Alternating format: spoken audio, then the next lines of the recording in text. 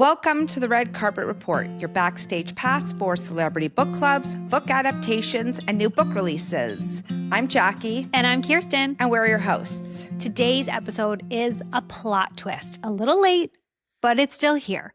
We're going to be talking about tropical location novels, which is just a fun thing to be talking about in August or any point in time in the summer. Before that, we're going to talk about the Red Carpet Rundown, specifically the Emmy nominations.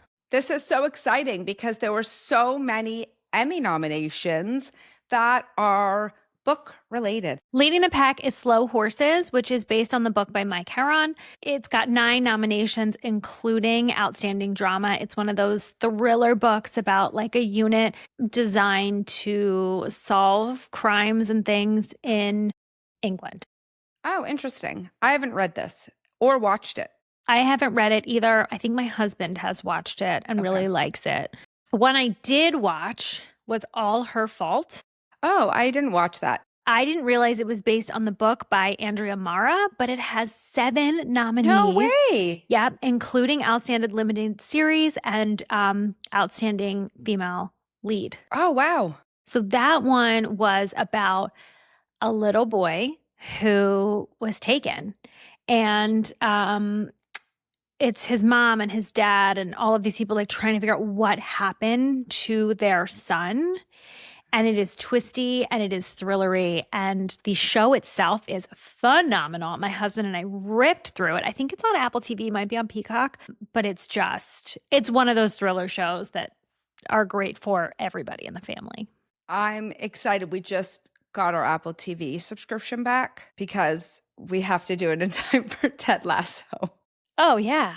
So I don't watch a ton of TV, but we got the Apple TV subscription back so that we can binge watch the entire new series of Ted Lasso, which has nothing to do with any book. However, they have since made a book about Ted Lasso. So that is true. So can we call that book adjacent? I mean, not really. Kind of. But I think also on Apple TV is Margot's Got Money Troubles, which you haven't had a chance to see yet. I have not, but I read the book and loved it. I've seen tiny little snippets, but I haven't been able to see the whole entire thing. And I think it's going to be phenomenal, or it obviously is if it was nominated. It is. It has 8 nominations, including Outstanding Comedy and Elle Fanning for lead actress.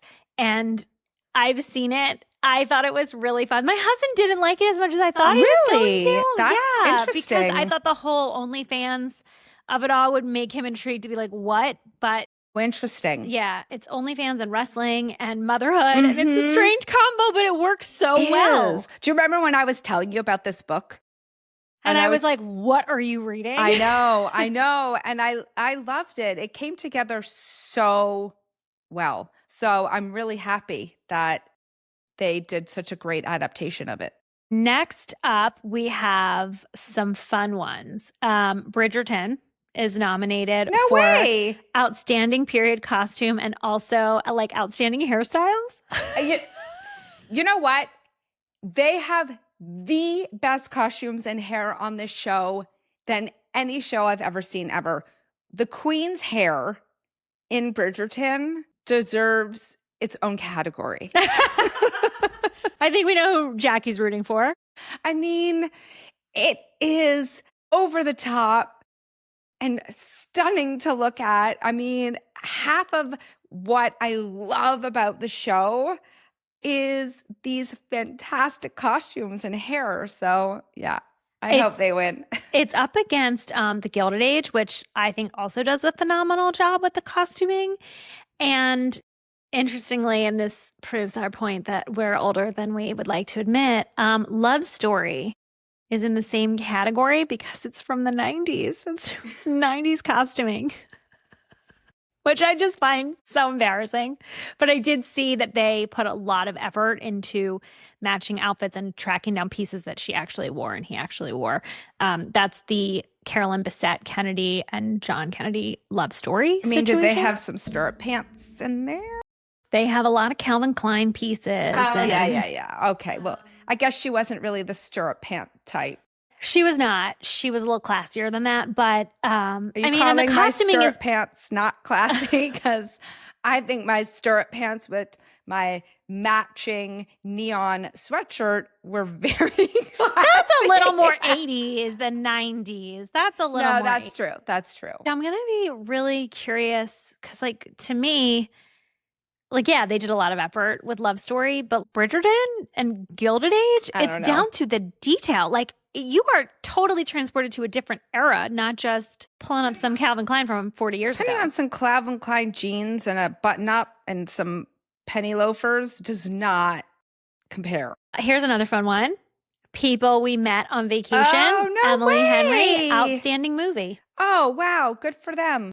That was a really great adaptation. I got feels on that one. That was really a fun one. And that's coming from someone who's like a little iffy on Emily Henry in general. The last one that I thought would be fun to talk about with 3 Emmy nominations is Remarkably Bright Creatures. Yay. Including Outstanding Movie and Outstanding Lead Actress for Sally Yay. Fields. Oh, that makes me so happy. That was just the feel good, heartwarming, delightful, everything I could have dreamed of for that adaptation. We got it in that adaptation. I agree. I think the Yeah. problem with adaptations in general, especially when they're movies versus TV, because for all of us now, they're kind of one and the same. Like, you really don't go to the movie theaters anymore unless it's like a blockbuster, like Right. The Odyssey or the new Spider-Man or something like that. So, you know, a Remarkably Bright Creatures as a movie on Netflix, as opposed to any of these other ones that are series on Netflix, I feel like the series generally have more legs and people talk about them longer because they're Yeah. more involved for longer periods of time. Yeah. So I feel like we were hearing about Bridgerton. We were hearing about Margot's Got Money Troubles. We were hearing about these other ones. Right. Because you have an hour and a half to 2 hours versus 8 hours. Right. To like really dive in and get like the juicy bits. Right. I'm really sad. I hope people watched The People We Meet on Vacation. I hope people watch Remarkably Bright Creatures because they were just so good. Yeah. And there's something so great about sitting down, watching a show for 2 hours and getting the entire story. Yeah. Right? It's like a standalone fantasy. We got the whole story. Right. Instead of having it be a Multi-book saga series. I will say that I was watching, I'm not afraid to admit it, okay? I was post-surgical infection and I was stuck in bed and I had no energy. And as you know, I haven't really been able to like type as much. I can't really look at screens like up close as much on my computer or my phone. So do you know what your girl dived into? I actually, while watching it, was like, I think this is the book adaptation that put book adaptations back on the map when it came out a million years ago. I know what you're saying. I'm blanking. Twilight. Wait. Listen, the original Twilight, hear me out, was absolutely awful. The cinematography, the costumes, it was ridiculous, okay? Oh my God. You know that. It was ridiculous, but it Hold on. was so good. The production value goes up for every subsequent movie. You don't have to justify this to me. Do you know how many times I've seen Twilight? Okay. I can recite the whole stupid movie for you off by heart.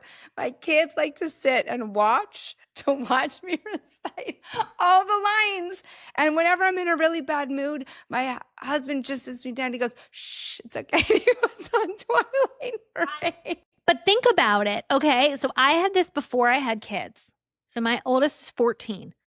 So this movie is 18 years old, 15 years old, 17 years old. It's terrible. And it wasn't good, but it's because the first line, Yes. they didn't know it was going to be the phenomenon that it was. So they didn't give it a lot of money. And Right. nowadays, they throw money hand over fist to book adaptations, especially if they have a Now cult I know what following. you're saying. Now it's all right. Right? I was thinking of a TV Hoa, show. hoa, hoa, hoa, hoa. Bum, bum, bum, bum. Now I know what we're talking about. We're on the beach, and Jacob and Bella are walking on the beach. I mean, there are some iconic. And How so- you liking the rain, girl? And so the lion fell in love with the lamb. What a stupid lamb. What a sick, masochistic lion. I put it on. My family was so embarrassed, but I'm like, this is what we came from. This is what started the craze that allows all of these books to be adapted and so popular and getting Emmy nominations. It's true. Maddie turns around and she looks at me and she's like, this is so cringe. It's so cringe. But do you want to know what else? I listened to the soundtrack. It's amazing. All of the soundtracks. Yeah, they are phenomenal. They're amazing. I know. Don't mess with Twilight because it broke down the door to allow this to happen. It did. Yeah, so we should all say thank you to Twilight. Twilight walked so all of these could run. Okay. And I stand by the fact that Twilight is incredible. Yeah. So I agree with you. There we go. But moving on. I have got no sequiturs for this one. So we're just going to go right into tropical location. Great. Because Twilight doesn't really vibe with a tropical location. Not at all. We're just going to talk about it. Yeah. Or near Seattle. We chose books set in a tropical location to dive into this month because it is our August book club pick. That's right. It's our reading challenge prompt. It's our book club pick. And it's part of both summer bingo and year-round bingo. And so we wanted to talk about fun tropical locations. We picked this setting because we're in the middle of summer. And like, who doesn't want to just be all in on the summer vibes with a fun book set in a really hot space? Yeah, 100%. Especially since if you look at the books that are starting to publish in August, they are a lot of fall books, and we are not ready to embrace fall at the beginning of August. So we're diving full into summer vibes. That's right.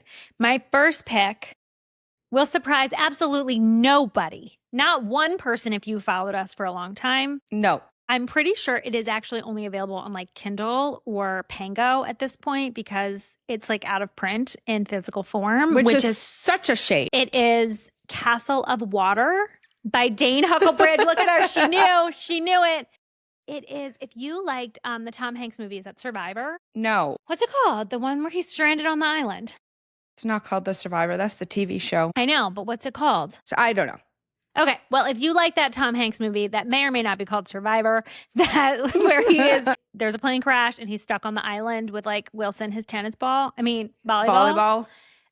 If you liked that movie, that's sort of similar to this. Yeah, but it's way better. I did not love that movie. I thought it was completely ridiculous. Not that Tom Hanks didn't do an outstanding job. I just didn't like the movie. But this book is so much more than that. It's really fabulously written. It's such a good story. It seems like it's pretty realistic too. And it's really emotional. So Sophie and Barry together survive a plane crash. Yes. In a remote island off of like Fiji. So there's all these kind of undiscovered islands over there.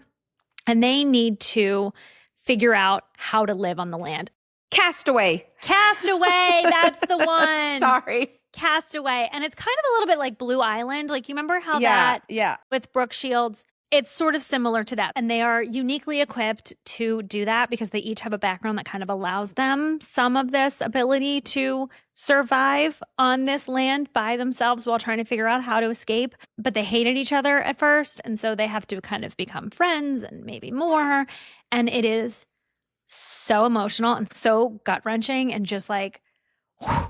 And every single person I've ever recommended it to has loved it. Am I right? Yes, 100%. I feel like on our website, this is one of the most underrated books on there.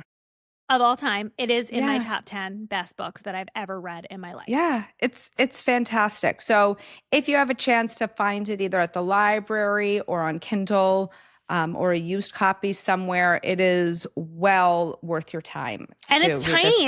It's not a long book, but poof, does it pack an emotional it's like we call it like a nugget. Yes. Right? No extraneous words. We're not like just trying to fill the pages. Mm-mm. No, but it's so, so good. Someone should be reading this. So if you haven't read it, go with that one. The next one is one that I chose that is a historical fiction. It's The Island of Sea Women by Lisa C. This book was so unbelievable to me. It sticks with me to this day. It is based on a real situation, real women off in a little island called Jeju in Korea, where what had happened was men were not allowed to be fishermen because of the conflict with the Japanese. And so in order to survive, in order to have a living, the women started doing the fishing. But they weren't allowed to take out boats, so that these women ended up diving in freezing cold water for abalone and stuff like that. This is a true story. These are real women whose bodies actually had like physiological adaptations to be able to swim in the cold water. Their body temperature, when they were measured by scientists afterwards, goes so low, everyone else would be dead from hypothermia, and they're totally fine. And the women are taught how to do this from a very, very young age. The men stay and take care of the kids. It's an unbelievable story. I just think these women are the most amazing, outstanding women I've ever read about, and I love the story. Huh. Yeah. Very interesting. Very, very cool. Does it still exist today? This island of Jeju? Yes. Yeah. The island still exists. I think the women still do some fishing, but I think it's not the same as it used to be. Got it. Okay. Well, mine is also a historical fiction. It's called River Sing Me Home by Eleanor Shearer. And it was a GMA pick, but as we've talked about before, it was under-reviewed. Not a lot of people read it, which I think is a shame. It's the story of Rachel, who lives as an enslaved woman in Barbados, and she is freed. And over the course of her life on the plantation, she had given birth to 5 children who had been sent away. And so she's now on a hunt with her freedom to go and find each of her 5 children. Oh, wow. And what's fascinating in the way the author does this is each child sort of embodies what would happen to an enslaved person after they were free. So they all sort of take a different pathway, which is a different pathway that you would see that was typical for an enslaved person. I think one girl might be passing and is married, but it's all like, do they want to reconnect with their mother? Do they not? There's emotions there and feelings of abandonment and change, just like the impact that slavery had on families, which is devastatingly emotional. And it's set in this backdrop of this lush, tropical, vacational place. Like that's what we think of as vacation. And here, these are places that people were enslaved. Got it. And so the juxtaposition, I think, of the setting and the topic work really, really well to enhance the story. Got it. And she's phenomenal. So, yeah. That sounds fantastic. We have so many good books. There are a lot of good books on this one. So my last one is Close Your Eyes and Count to 10 by Lisa Unger. And a little thriller vibe. Yes. So this is totally different vibes than the other one. If you're looking for something that is really fun and twisty and turny, it is about a woman. Her husband was about to be arrested for, I think, embezzlement or something like that. And he disappears. So she is left with her kid. They don't have a lot of money. And she has an opportunity to be on a TV show. It's a reality show, and the winner gets a ton of money. So she's like, I'm totally going to do this. She goes onto the show, and nothing is really as it seems. And it basically turns into a fight for her life. And is she going to be able to get home? And it was fantastic. So this is just like a really, really fun one. It's set on a tropical island and tropical storms and all of that comes with it. I love it. I love anything set in this location, especially when there's a tropical storm or something fun. Like it just, yeah. There actually aren't as many books set in these tropical locations as you would think. No. But they are really fun setting. Really, really fun. Lots of different things. Yes. And you could do so many different things. The last book we're going to talk about is our book club pick for August. But we don't actually have to talk about it and explain it to you because Juliet Faithfull is here to do it for us. Thank you so much for joining us. I'm so happy to have you here today. Can you tell us a little bit about your book? Sure. I'm so happy to be here. Liar's Dice is set in 1970s Brazil during the height of the military dictatorship, and it's about identical twins, Dolores and Mita, who grow up in a little village in rural Brazil. And one carnival, when they're about 7 years old, Mita has a fit and falls over, and she is never quite the same. They don't really know exactly what's wrong with her, but Dolores becomes her protector. Until one day, Dolores wakes up and finds her sister gone. Her parents have sent her to live in an institution. And the story is really Dolores's fight and rebellion against this decision and her quest to get her sister back. And she gets into all kinds of trouble in the streets of Rio, really finding her way back to her sister. And in the process, kind of growing up and coming to terms with Rio, Brazil in the 70s, the dictatorship. There, she learns how to read and write. She's illiterate. So one of the first things she does is try to learn to read and write so she could write to her sister, because her sister is in another country.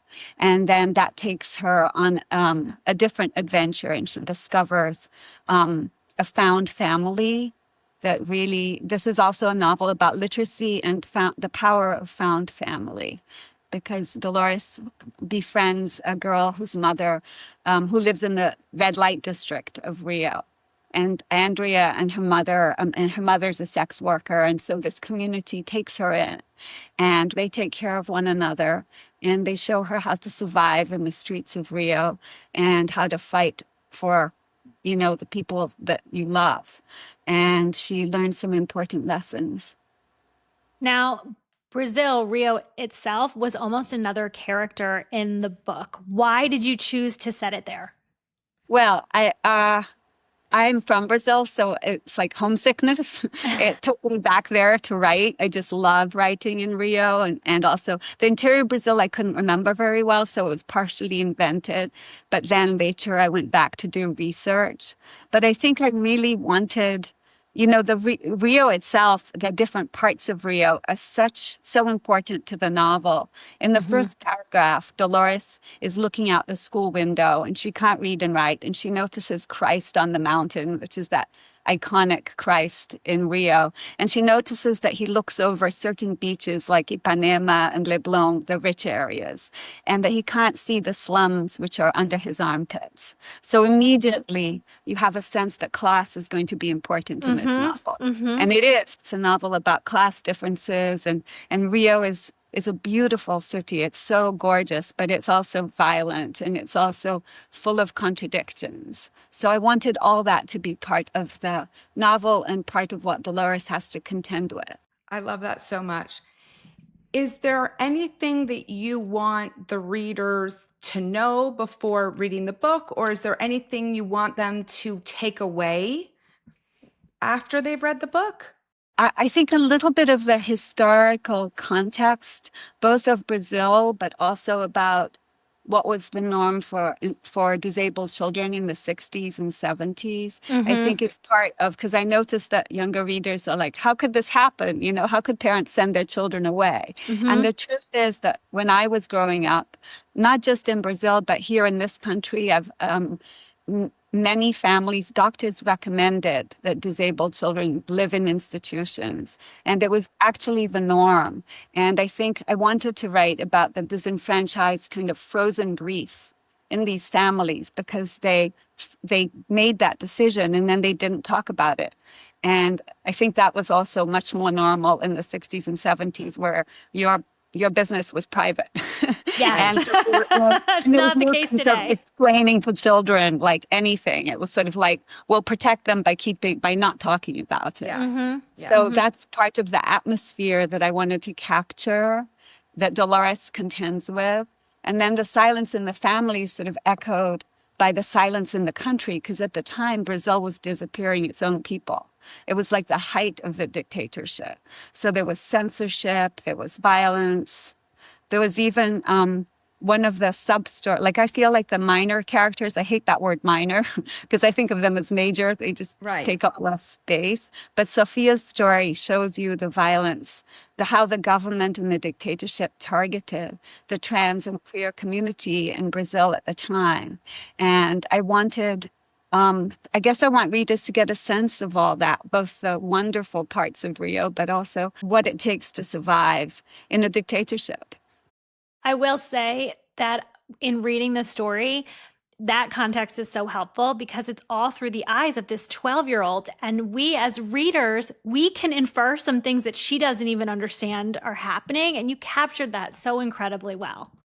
I got that. Thank you. That was the hardest thing because I was so tempted as a writer to squeeze in a little historical detail and to go, well, because I knew, American readers might not know certain things. And sometimes I would put it in a dialogue of an adult, but then I would think, because Dolores is telling you and it's first person present tense. So you're really close into her. And I'm like, would she really notice that detail?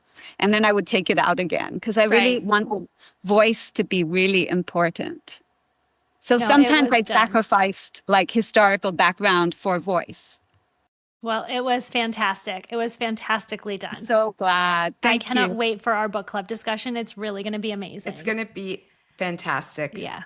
Our readers are going to love it. So thank you. Thank you so much. It was such a pleasure. Okay. Look forward to August. If you want to read Liar's Dice with us and ask questions to Juliet, now is your chance to join the book club. We will put all the links below. We're meeting at the end of the month and you can read. We have book club questions for you. We have a reading guide and you can send us any questions that you want us to ask Juliet, and then you can pop on the Zoom and have a conversation with her. It's a fabulous time. We can't wait to talk to her about the book. You still have time to join.